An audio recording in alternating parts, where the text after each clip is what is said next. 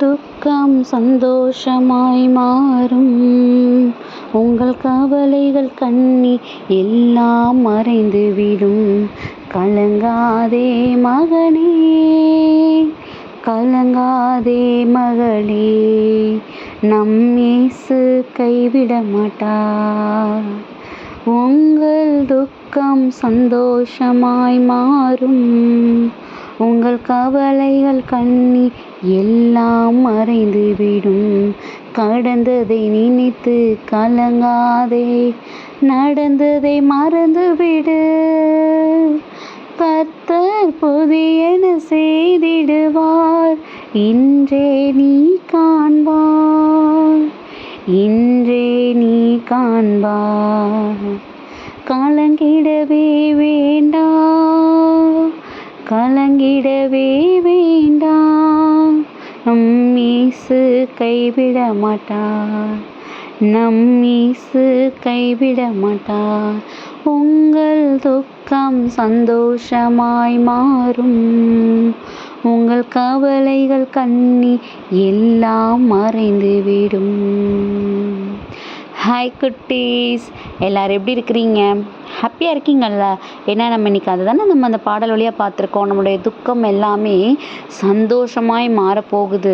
அதுவும் எப்படி மாறப்போகுதான், நம்ம எதெல்லாம் கடந்து வந்து சோர்ந்து போய் நம்ம நின்றுட்டுருக்கோமோ அந்த பாதைகள் எல்லாவற்றையும் நமக்கு சந்தோஷமான பாதையாக மாற்றி தர அளவுக்கு நம்மளோட இருதயத்தில் சந்தோஷம் பொங்க போகுது. அது யாரால்? நம்மளாலனா கூட அது நிரந்தரமாக இருக்காது. அந்த சந்தோஷத்தை உண்டு பண்ணி கொடுக்குறவர் யார்? நம்ம இயேசப்பா.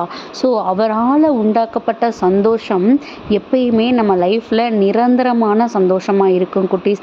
அதை நம்ம உண்மையிலே அக்செப்ட் பண்ணிக்கிடணும். அதனால தான் நம்ம ஏதாவது சோர்வு வரும்போதும் போராட்டங்களின் போதும் நம்ம மனிதர்களிடத்துல போய் நம்ம நாடுறதை விட கடவுளிடத்துல நம்பிக்கை வைக்கிறது நலம்னு ஏன் சொல்கிறாங்கன்னா, அவர் கொடுக்குற சந்தோஷமாக இருக்கட்டும், அவர் உண்டு பண்ணிக்கிற சமாதானமாக இருக்கட்டும், கண்டிப்பாக அது நிரந்தரமான சந்தோஷமாகவும் நிரந்தரமான சமாதானமாகவும் இருக்குமாங்க குட்டீஸ்.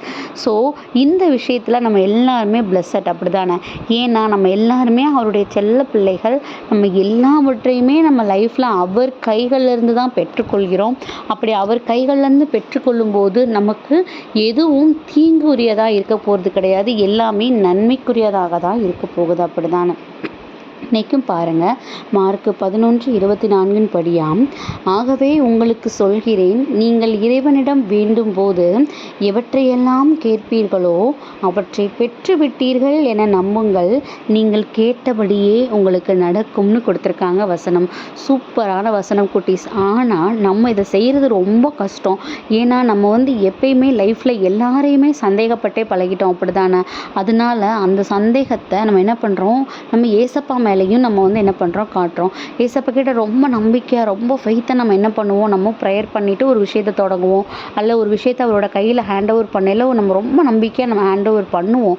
ஆனால் நாட்கள் ஆக ஆக ஆக நம்மளோட நம்பிக்கை என்னாக ஆரம்பிக்கும், அப்படியே ஃபேட் ஆக ஆரம்பிச்சுட்டு அப்போ ஏசப்பா செய்து கொடுக்க மாட்டாரா? இவ்வளோ காலம் நான் காத்திருந்துட்டேனே, இவ்வளோ நாட்கள் நான் இதுக்காக நான் காத்திருந்துட்டேனே, எனக்கு இன்னும் இந்த போராட்டத்தில் நான் விடுதலை கிடைக்கவே இல்லையே, இன்னும் இந்த சோர்வுலேருந்து நான் மீண்டு வரவே இல்லையே, இன்னும் எனக்கு இந்த கஷ்டத்துலேருந்து நான் மீண்டு வரவே இல்லையேன்னு நம்ம என்ன பண்ண ஆரம்பிச்சிருவோம், அவரிடத்துல வேண்டி கொண்ட விஷயத்தில் நம்ம பின்வாங்க ஆரம்பிச்சிருவோம். ஆனால் அந்த வசனத்தில் என்ன சொல்லியிருக்கிறாங்க, நீங்கள் இறைவனிடத்தில் நீங்கள் எதெல்லாம் கேட்குறீங்களோ கண்டிப்பாக நான் அவர் கைகள்லேருந்து நான் அதை பெற்றுக்கொள்வேன்.